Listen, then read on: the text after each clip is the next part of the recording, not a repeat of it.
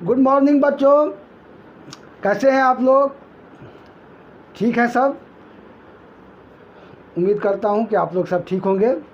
बच्चों, आज हम आप लोगों को, जैसा कि मैंने पिछले वीडियो में कहा था कि पेयर ऑफ लीनियर इक्वेशन के चैप्टर 3 के आज मैं वर्ड प्रॉब्लम का डिस्कशन करेंगे। ठीक है? एक्चुअली वर्ड प्रॉब्लम में बहुत बच्चों को प्रॉब्लम होती है, तो मैंने सोचा है कि आज मैं आप लोगों को एनसीईआरटी के पहले कुछ चुने हुए इम्पोर्टेंट क्वेश्चंस हैं वो मैं आपको आज करा रहा हूँ। फिर नेक्स्ट वीडियो में मैं बाहर के क्वेश्चन भी, कुछ एक्स्ट्रा क्वेश्चन आप लोगों को कराऊंगा। ठीक है? तो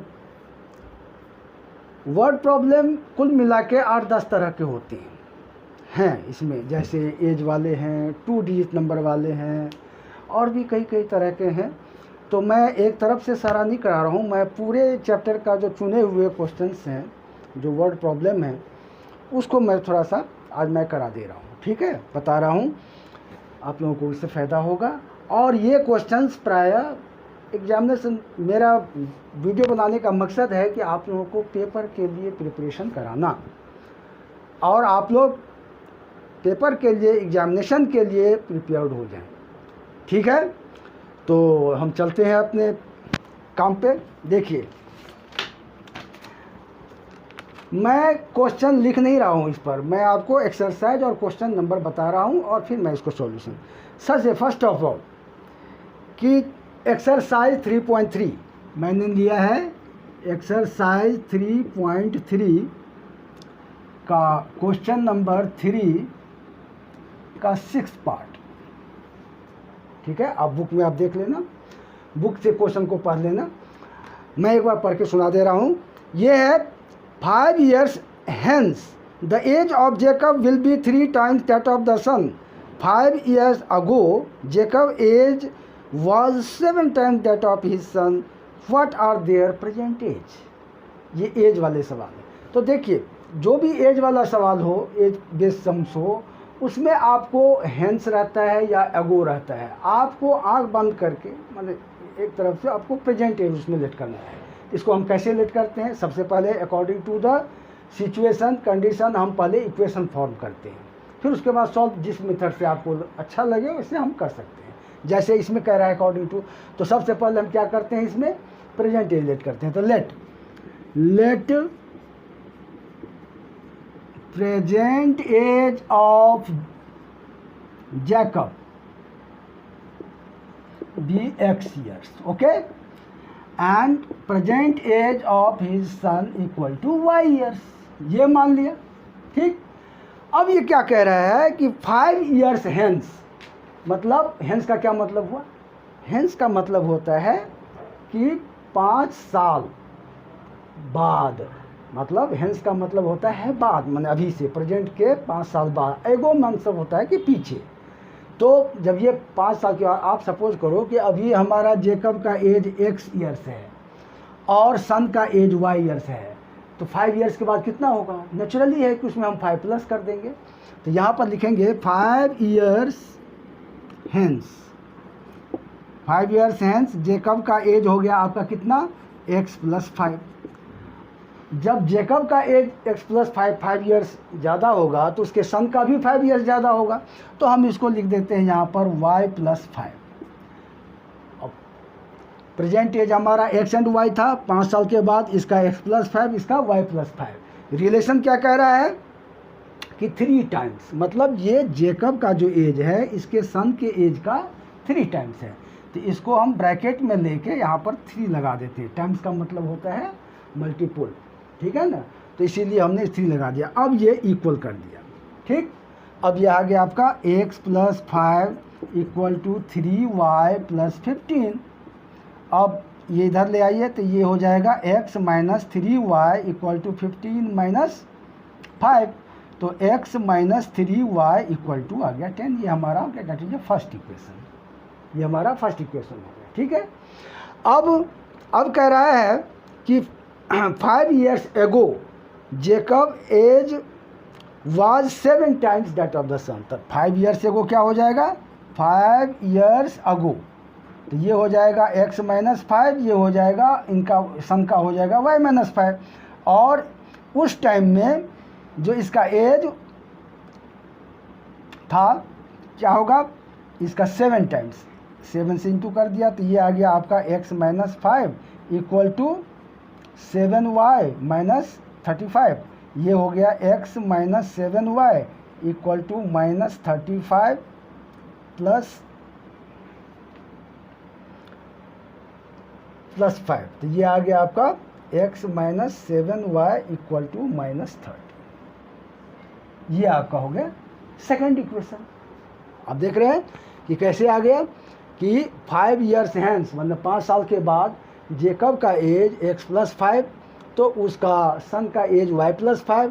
कह रहा है कि 5 साल के बाद जो था जो एज माने हैंस होगा वो इसके 3 टाइम्स के बराबर है, सन के एज के 3 टाइम्स के बराबर इसके जेकब का एज है। तो इस तरह से हमने इसमें 3 लगा दिया, इस तरह से हमारा फर्स्ट इक्वेशन आ गया। ये देख लीजिए। इसके बाद कहता है 5 ईयर्स एगो माने 5 साल पहले। 5 साल पहले नेचुरली है कि जेकब का एज जो होगा x माइनस 5 होगा और उसके सन का एज y माइनस 5 होगा। और उस समय का एज जो था उसका रिलेशन कह रहा है कि ये सन के एज के 7 टाइम्स के बराबर था। तो 7 से इसको इंटू कर 7y minus 35 equal to x minus 7y equal to minus 35 plus 5। तो ये आ गया हमारा x minus 7y equal to minus 30। ये आपका सेकेंड इक्वेशन होगा। अब इन दोनों इक्वेशन से हम सॉल्व कर लेंगे। कैसे सॉल्व कर लेंगे, देखिए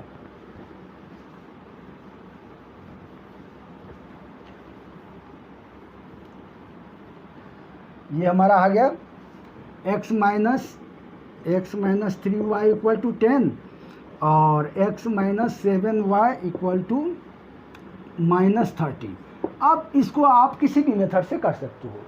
अब सब्स्टिट्यूशन से मन हो, एलिमिनेशन, तो हम आपको पहले बता चुका हूँ कि हमको सबसे आसान जो लगता है हम एलिमिनेशन ही कर लेते हैं, दैट इज बेटर। इसलिए आप लोग भी ऐसे ही करें। तो ये हो जाएगा। अब इसमें क्या देख रहे हैं कि ये दोनों इक्वल है, तो इसको हम बता रखे हैं आपको एलिमिनेशन कैसे करते हैं। इसमें हम ऐड भी कर सकते हैं, सब्ट्रैक्ट भी कर सकते हैं। तो अब हम देख रहे हैं कि यहाँ पर x इक्वल तो है ही पहले से, हैं, तो इसको हम क्या करते हैं कि सीधे सब्ट्रैक्शन कर देते हैं, सब्ट्रैक्शन। तो ये हो जाएगा माइनस प्लस प्लस, ये आपका कैंसिल हो गया। ये आपका हो गया कितना, 7 में से 3 गया, 4y इक्वल टू हो गया ये 40। तो y इक्वल टू आ गया 40/4 इक्वल टू 10 ईयर्स। मतलब उसके सन का एज कितना है, उसका सन का एज जो है वह 10 ईयर्स है। तो जैकब का एज कितना होगा, तो x इक्वल टू कितना हो जाएगा। अब हम इसका वैल्यू डाल देंगे किसी में, तो x minus 3 into 10 equal to 10, तो x माइनस 30 इक्वल टू 10, तो x इक्वल टू हो गया 10 प्लस 30 बराबर 40 ईयर्स। तो इसका मतलब Jacob's age equal to 40 years and son's age equal to 10 years. ये हमारा आंसर है। ओके, उम्मीद करता हूँ आपको समझ में आया होगा। इसमें मेन बात है कि आपको थोड़ा सा देखना है कि अकॉर्डिंग टू वर्ड हमको इक्वेशन फॉर्म करना था, उसी में गलतियाँ हो जाती है। तो उसको थोड़ा सावधानी से आपको पढ़ना है और इसी चीज़ को अप्लाई करोगे तो आप आराम से ये एज वाले कोई भी क्वेश्चन आप कर सकते हो। अब सेकंड क्वेश्चन हम कर रहे हैं।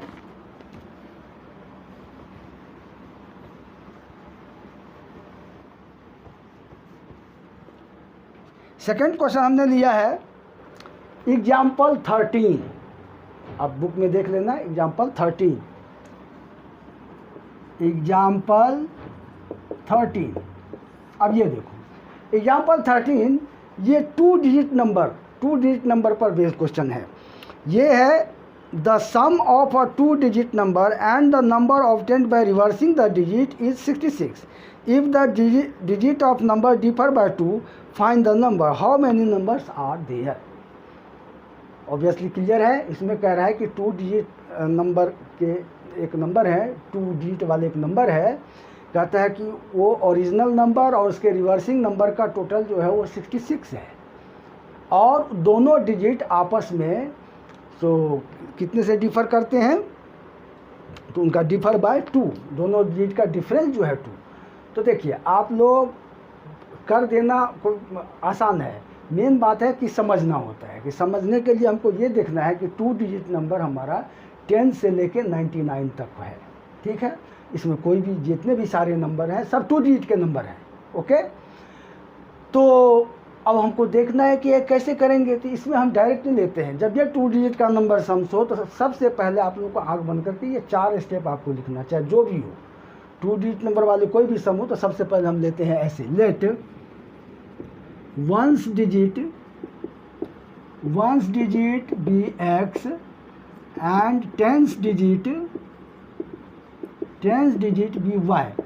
क्योंकि 2 डिजिट नंबर जैसे आप 45 लेते हो तो 45 को कैसे लिखेंगे, 10 × 4 + 5। एक्सपेंडेड नोटेशन में इसको हम ऐसे लिखते हैं, सीधा हम ऐसे नहीं लिख सकते। अगर 4 और 5 है, 4 और × 5 कर देंगे तो ये तो 20 हो जाएगा, ऐसे नहीं लिख सकते। तो इसको ऐसे लिखा जाता है, इसीलिए 1 digit be x, 10 digit be y. फिर उसके बाद आपको लेना है original number equal to 10 × y + x, मतलब ये हो गया original number, 10 × 10 place plus 1 place. ये नंबर लेते हैं, इक्वेशन के फॉर्म में जब लिखेंगे तो इसको ऐसे लिखना पड़ेगा, ठीक है। अच्छा, अब कह रहा है कि जो रिवर्सिंग, तो अब यहाँ पर लेंगे रिवर्सिंग नंबर हो जाएगा, ये x यहाँ आ जाएगा और ये y यहाँ आ जाएगा, तो ये लिखेंगे 10x + y। ये 4 स्टेप सबसे पहले आपको 2 डिजिट वाले नंबर सम में पढ़ के लिख लेना है, फिर उसके बाद आपको सम पढ़ना है। अब सम कह रहा है कि the sum of 2 digit number and number obtained by reversing the digit is 66। Obviously है, इसमें क्या कह रहा है कि ओरिजिनल नंबर जो है हमारा ये, और ये है हमारा रिवर्सिंग नंबर, ये ओरिजिनल नंबर हुआ और ये रिवर्सिंग। कह रहा है कि दोनों का सम जो है वो 66 है, क्लियर है। तो इसको हम क्या करेंगे, लिखेंगे 10y + x + 10x + y = 66। अब ये हो जाएगा आपका 11x + 11y = 66। अब हम क्या करते हैं, इसमें 11 कॉमन ले लेते हैं, ये रह जाएगा x + y = 66। तो x + y = हो गया 66/11, तो x + y = आपका आ गया 6। ये हो गया आपका फर्स्ट इक्वेशन, ये हमारा क्या आ गया, फर्स्ट इक्वेशन आ गया। अब दूसरा स्टेटमेंट इसका है कि both digit are differ by 2। अब both digit are differ by 2, तो ये तो हमको नहीं पता है कि इसमें से x ग्रेटर है कि y ग्रेटर है, कोई भी हो सकता है। अगर क्योंकि इसका डिफरेंस पॉजिटिव में दिया हुआ है, तो इसमें से हमको ये क्लियर नहीं है कि ये दिस इज ए ग्रेटर और दैट इज ए ग्रेटर। तो हम इसको 2 पॉसिबिलिटी लेनी पड़ेगी। एक केस में हमको ये लेना पड़ेगा कि ये ग्रेटर है, एक केस में ये लेना पड़ेगा कि ये ग्रेटर है, y ग्रेटर है, ठीक। तो इस हिसाब से हमको 2 केस पॉसिबिलिटी आती है, उसको हम कैसे लेंगे। सेकंड केस में कि x - y = 2 और y - x = 2। ये हो गया हमारा सेकंड इक्वेशन, ठीक है। अब हमको इन दोनों इक्वेशन से इसको सॉल्व करना है, तो हमको दोनों को लेना। पहले हमको फर्स्ट तो हमारा फिक्स है कि x + y = 6। सेकेंड इक्वेशन में एक बार इसको लेके करेंगे, एक बार इसको लेके करेंगे, तो 2 बार हमको इसको सॉल्व करना पड़ेगा। तो हम जस्ट लाइक कि इस तरह से आप कर सकते हैं। एक बार हमने लिया x + y = 6 और दूसरा इक्वेशन ले लिया x - y = 2। तो एलिमिनेशन करते हैं, तो एडिंग ही कर देते हैं। एडिंग कर देने से हमारा ये y कट गया, 2x = 8 आ गया, x = हो गया 8/2 = 4। अब ये आ जाएगा 4 + y = 6, तो y = आ गया 6 - 4, तो y = हो गया 2। तो अब हमारा इसके हिसाब से तो आ गया x = 4 एंड y = 2। अब हम ओरिजिनल नंबर हमारा क्या था, ओरिजिनल नंबर इक्वल टू था हमारा 10y + x, तो ये हो गया 10 × 2 + 6। तो इसके हिसाब से ये नंबर बन रहा है 26। समझ रहे हैं, इसके हिसाब से क्या बन रहा है, ओरिजिनल नंबर 26। अब हमको दूसरा केस लेना है कि एक बार ये इक्वेशन लेना है, दूसरी बार ये लेना है। इन दोनों से सॉल्व करना है। तो अब ये देखिए इसको हम कैसे कर सकते हैं, तो ये होगा, इसको हम इस तरह से कर सकते हैं कि x plus y equal to 6 और y माइनस एक्स है तो माइनस एक्स पहले ले लेते हैं, minus x plus y equal to 2। अगर ये ले लेते हैं तो फिर इसको एडिंग करते हैं तो ये x कैंसिल हो जाएगा, 2y इक्वल टू हो जाएगा 8, y इक्वल टू आएगा 8/2 बराबर 4। अब इसको पुट कर देंगे किसी इक्वेशन में तो यहाँ आ जाएगा x plus 4 equal to 6, x equal to आ गया 6 माइनस 4 इक्वल टू 2। अब इसके हिसाब से ओरिजिनल नंबर क्या होगा, ओरिजिनल नंबर हमारा हो जाएगा 10y प्लस x, तो हो गया 10 इंटू वाई हमारा इसमें है 4 और प्लस 2, तो ये हो गया 42।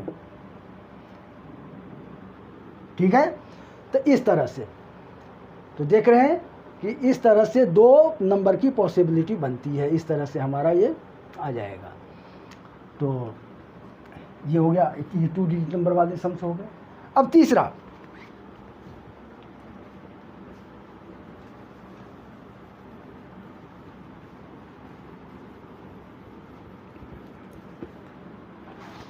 थर्ड क्वेश्चन हमने लिया है आपका, ये है एक्सरसाइज 3 पॉइंट का फोर्थ क्वेश्चन का फोर्थ पार्ट। एक्सरसाइज 3.5 के क्वेश्चन 4 का फोर्थ पार्ट, आप बुक में देख लेना। ये है, एक बार मैं पढ़ दे रहा हूँ कि places A and B are 100 kilometre part on highway, one car starts from A and another car B at the same time. If the car travels in the same direction at different speed, they meet in 5 hours. If they travel towards each other, they meet in 1 hour. What are the speed of the 2 cars? इस question में भी बच्चों को थोड़ा सा दिक्कत होता है, थोड़ा सा मैं आपको समझाने की कोशिश कर रहा हूँ, आपको समझ जाओगे। अब देखो, इसमें सबसे पहले मैं बता रहा हूँ कि देखो ऐसे है, ये 2 प्लेस है, ये ए है और ये बी है।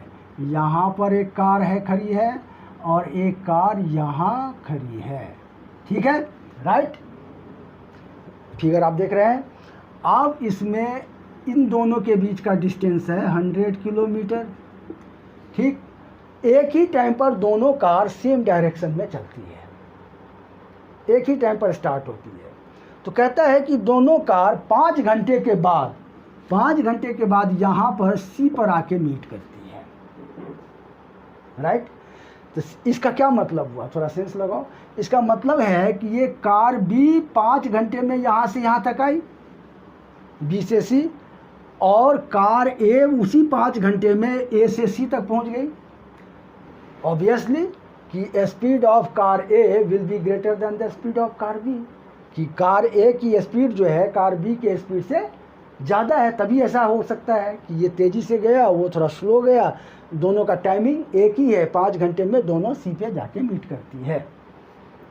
तो अब इसको हम कैसे करते हैं, लिखेंगे let speed of car A equal to x kilometre per hour and speed of car B equal to y kilometre per hour, ठीक है।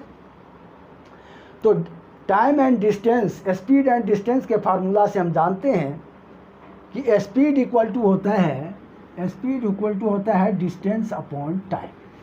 सब जानते होंगे, नहीं जानते हैं तो समझ लीजिए कि ये फार्मूला है, तो 9th में ही आप पढ़ा होगा या उससे पहले भी जानते होंगे कि स्पीड इक्वल टू होता है डिस्टेंस अपॉन टाइम। तो ऑब्वियसली डिस्टेंस इक्वल टू क्या हो जाएगा, स्पीड इनटू टाइम, ठीक है। हमारा स्पीड इसका क्या है, x है कार ए की, टाइम 5 आवर्स है, और कार बी की स्पीड y है, टाइम इसका भी 5 आवर्स है। तो इसका मतलब है कि कार ए यहाँ से ए से सी तक आया है, तो ए सी इक्वल टू हो गया 5x kilometre and B C equal to हो गया 5y किलोमीटर, इस फार्मूले के हिसाब से स्पीड इनटू टाइम से, ठीक है। अब ये देख लीजिए, ए सी हमारा आ गया 5x और बी सी आ गया हमारा 5y।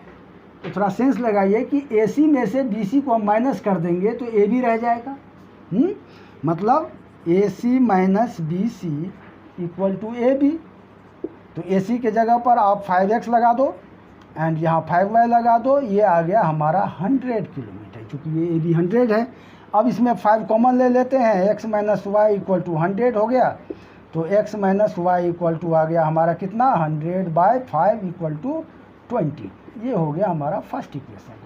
ठीक, अब इसी तरह से कह रहा है कि जब ये अपोजिट डायरेक्शन में आते हैं, जैसे a इधर जाता है और b भी इधर आता है, तो दोनों 1 घंटे में यहाँ पर मीट करती है 1 आवर में। तो इस तरह से इसका मतलब है कि a को यहाँ तक आने में 1 आवर लगा है और b को यहाँ तक आने में 1 आवर लगा है, तो ये डिस्टेंस हो जाएगा 1x और ये डिस्टेंस हो जाएगा 1y, b का डिस्टेंस।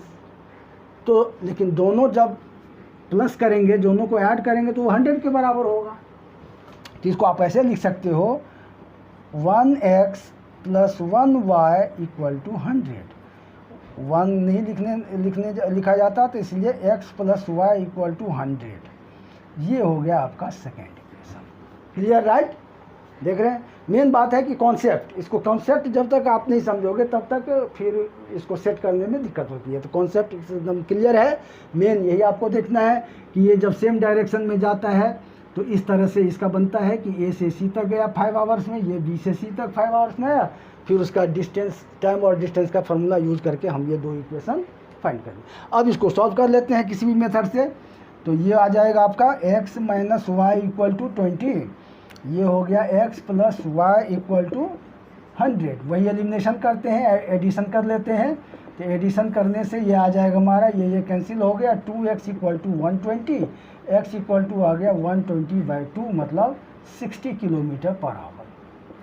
अब इसी वैल्यू को डाल देंगे किसी में रख देंगे, तो ये हो जाएगा 60 माइनस वाई इक्वल टू 20, ये हो जाएगा 60 माइनस 20 इक्वल टू वाई, मतलब y इक्वल टू आ गया 40 किलोमीटर पर आवर। ये हमारा आंसर हो गया।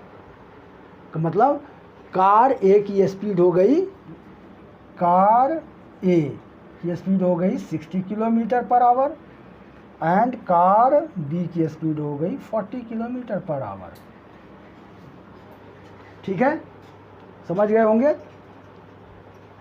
तो ये भी कोई इतना दिक्कत नहीं है, बस थोड़ा सा कॉन्सेप्ट को आपको समझना है और उसके बाद प्रैक्टिस करोगे, क्योंकि ये सब क्वेश्चन, जैसे ये क्वेश्चन जो है इन 10 साल के अंदर में, 10 ईयर्स के अंदर में मैंने जो देखा है, कम से कम 3 बार 4 बार ये बोर्ड पेपर में भी आ चुका है, स्कूल में तो आते ही आते हैं। तो और क्वेश्चन सब तो आप कर सकते हो, लेकिन इन सब क्वेश्चनों में थोड़ी सी डिफ़िकल्टी होती है, इसलिए मैंने इन क्वेश्चनों को टेकअप किया है। ठीक है, ओके।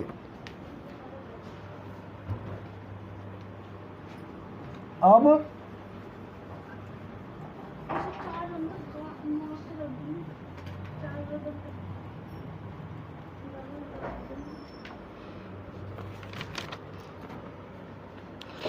मैंने क्वेश्चन लिया है एक, वो भी काफ़ी इम्पोर्टेंट है, वो है एक्सरसाइज 3.7, एक्सरसाइज 3.7 का 4th क्वेश्चन। ये ऑप्शनल एक्सरसाइज है वैसे, लेकिन इसके ये क्वेश्चन ज़्यादातर आते हैं पेपर में, कई बार आ चुके हैं, तो इसीलिए हम समझते हैं कि ये समझना अपने को ज़रूरी है। अब ये सवाल है कि the students of class are made to stand in rows, if 3 students are extra in a row there would be 1 row less, and if 3 students are less in a row there would be 2 rows more, find the number of student in the class. Clear है, कह रहा है कि एक class में कुछ student हैं, वो कुछ रोज में खड़े होते हैं। अब कितने रो हैं और ईच रो में कितने स्टूडेंट हैं ये हमें नहीं पता है, लेकिन कहता है कि अगर रोज में 3 स्टूडेंट को एक्स्ट्रा कर देते हैं, अगर एक्स्ट्रा कर देते हैं तो there would be 1 row less, तो 1 रो कम हो जाता है। अगर 3 स्टूडेंट को लेस कर देते हैं तो 2 रोज बढ़ जाता है। तो इसमें हमको लगाना पड़ता है टेक्निक कि हम क्या करेंगे, लिखते हैं let number of rows equal to x and number of students in each row equal to y। Number of rows है x और एवरी रो में कितने स्टूडेंट हैं, y स्टूडेंट हैं। तो टोटल नंबर ऑफ स्टूडेंट कितना होना चाहिए, थोड़ा दिमाग लगाओ। अब मैं आपको इस एग्जाम्पल से दिखाता हूँ, तुरंत सेट हो जाएगा दिमाग में कि मान लो ये है, देखो ये रोज हैं, ये 3 रोज हैं, ठीक है, देख रहे हैं 3 रोज हैं, ईच रो में कितने हैं, 4 स्टूडेंट हैं, तो टोटल नंबर कितने हो गए 4 इंटू 3, 4 इंटू 3 कितने हो गए 12। कहने का मतलब ईच रो में जितने स्टूडेंट होते हैं वो और नंबर ऑफ रोज जो होते हैं उसको मल्टीप्लाई कर दिए तो टोटल नंबर ऑफ स्टूडेंट निकल जाता है। हमने नंबर ऑफ रोज x लिया है, number of students in each row y लिया है, तो हो जाएगा total number of student equal to x into y, x y ऐसे। अब अकॉर्डिंग टू क्वेश्चन कह रहा है कि 3 students are extra in row, मतलब ये जो नंबर ऑफ स्टूडेंट है हमारा number of in each row, इसमें कहता है कि 3 स्टूडेंट एक्स्ट्रा हो जाते हैं तो 1 रो लेस हो जाता है, मतलब इसमें 1 रो कम हो जाता है, तो ये हो जाएगा x minus 1 into y plus 3। अगर ईच रो में 3 स्टूडेंट को एक्स्ट्रा कर देते हैं तो 1 रो लेस हो जाता है, तो हमने क्या किया, रो में 1 माइनस कर दिया और स्टूडेंट में 3 को प्लस कर दिया, और ये दोनों को मल्टीप्लाई करेंगे तो नंबर ऑफ स्टूडेंट तो उतने ही रहेंगे, वो नहीं बढ़ेगा घटेगा, तो टोटल नंबर ऑफ स्टूडेंट हमारा ये एक्स वाई है, इसका इंटू करके उसी के बराबर होगा एक्स वाई के बराबर, तो इसलिए लिख दिया हमने इक्वल टू एक्स वाई। तो अब ये जब मल्टीप्लाई करोगे आप इसको तो ये हो जाएगा x y plus 3x minus 1y minus 3, मान इनको मल्टीप्लाई किया तो मल्टीप्लाई करने पर ये इक्वल टू आ गया एक्स वाई। अब ये x y cancel, 3x minus y minus 3 उधर ले जाते हैं, ये 3, तो ये आपका फर्स्ट इक्वेशन हो गया। इसी तरह से सेकेंड इक्वेशन है कि if 3 student are row less in row then 2 rows more, तो मतलब इसमें क्या हो रहा है कि रोज में 2 एक्स्ट्रा हो रहा है और स्टूडेंट में 3 लेस हो रहे हैं, ये इस तरह से।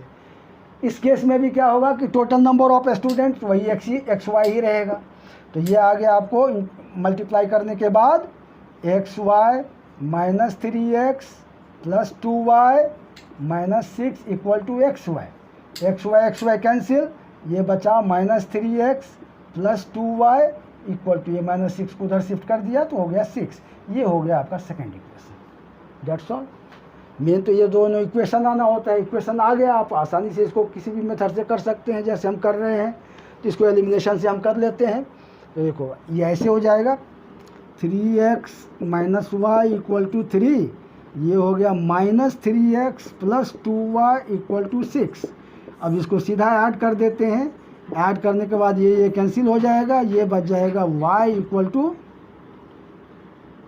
9, ठीक है। अब यही वैल्यू डाल देते हैं इसके अंदर में, तो 3x माइनस 9 इक्वल टू 3, तो 3x इक्वल टू आ गया 3 प्लस 9, तो x इक्वल टू आ गया 12/3 4, तो x इक्वल टू आ गया आपका 4।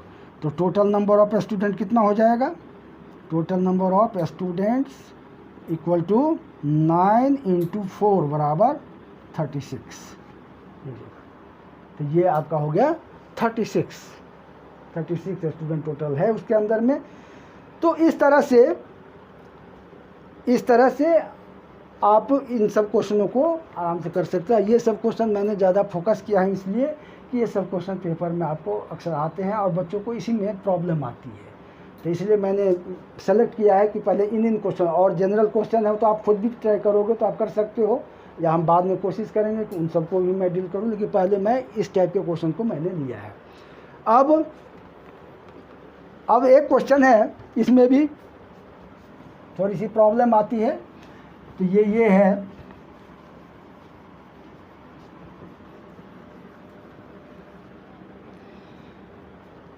है एक्सरसाइज 3.6।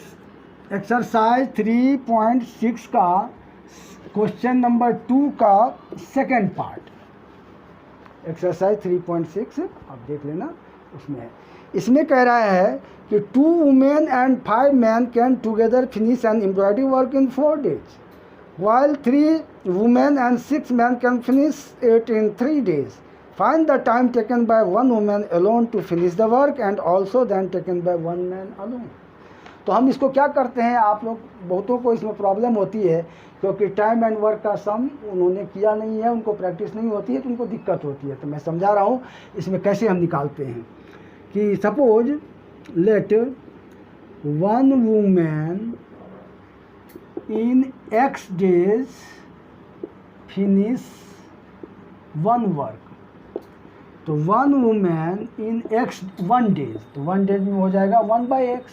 अब 2 women है तो 2 women इक्वल टू हो जाएगा 2 × x, क्योंकि इसको 2 से इंटू करेंगे ऐसे, तो ये आ जाएगा 2/x। ठीक, इसी तरह से लेंगे कि 1 man in Y days, in Y days finish 1 work, तो 1 man in 1 day हो जाएगा 1/y। अब इसमें कितने मैन दे रखे हैं, इसमें दे रखा है कि 2 वुमेन एंड 5 मैन, तो 5 मैन कितना हो जाएगा, 5 मैन इन 1 डे करेंगे 5/y। अब देख लीजिए कि 2 वुमेन एक दिन में 2/x वर्क करता है और 5 मैन 1 डे में 5/वर्क, तो दोनों मिलकर के 1 डे में कितने करेंगे, तो दोनों मिलकर के करेंगे 2/x प्लस 5/y, इतने करेंगे एक दिन में।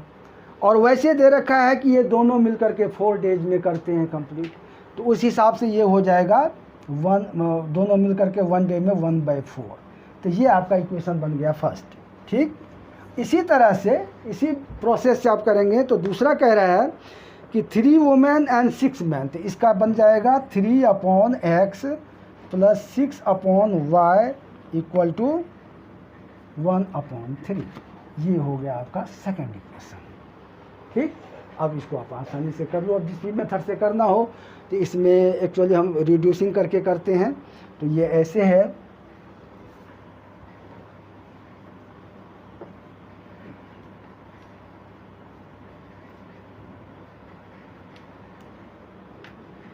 इसको हम डायरेक्ट भी कर सकते हैं और लेट करके भी कर सकते हैं कि 1/x को आप u ले लो, 1/y इक्वल टू v ले लो, तो ये हो जाएगा 2u plus 5v equal to 1/4।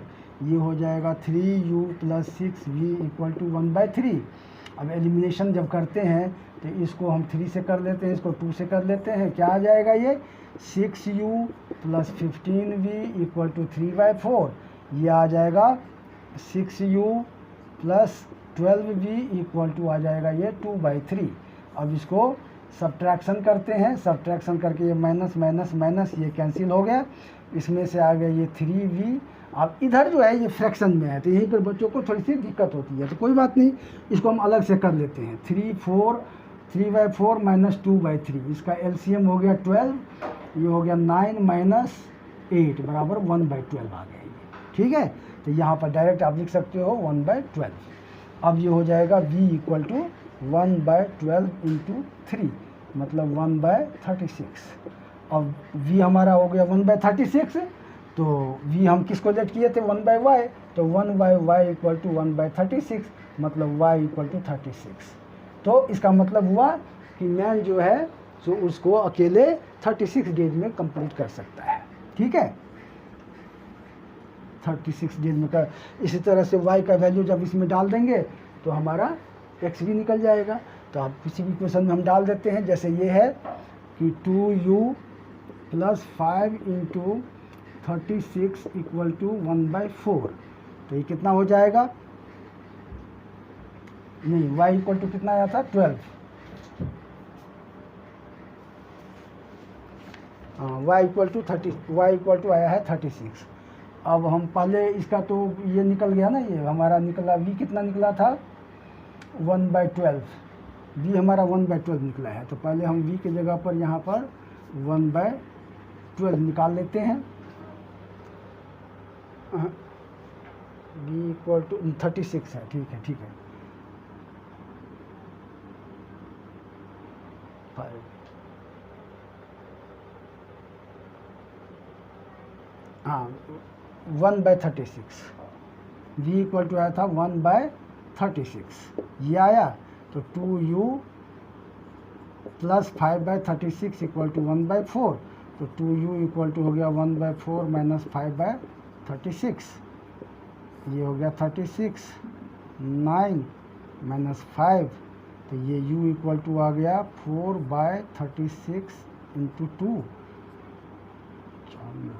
मतलब u इक्वल टू आ गया 1/18, तो इसका मतलब 1/x इक्वल टू आ गया 1/18, तो x इक्वल टू आ गया 18 डेज। मतलब एक वोमैन उस काम को 18 डेज में कर सकते हैं और 1 मैन जो है वो 36 डेज में कर सकते हैं। तो देखा आपने, तो आज मैंने NCERT के जो मेन क्वेश्चन थे वो मैंने किया है, कुछ क्वेश्चन और रह गए हैं इसमें, तो हम अगले वीडियो में आपको कराऊंगा। मैं उम्मीद करता हूं कि आप लोगों को समझ में आया होगा, अच्छा लगा होगा और इसको ध्यान से समझने का कोशिश कीजिएगा। मैंने छोटी से छोटी बात समझाने की कोशिश किया हूं और उसको एक बार खुद से करोगे तो आपको क्लियर हो जाएगा। फिर नेक्स्ट वीडियोज़ में और कुछ NCERT के क्वेश्चन भी, कुछ एक्स्ट्रा क्वेश्चन भी मैं कराने का प्रयास करूँगा। ठीक, ओके। अगर आपको अच्छा लगे तो आप इसको लाइक ज़रूर करना, अपने फ्रेंड्स के बीच इसको शेयर ज़रूर करना और सब्सक्राइब कर लेना। ठीक।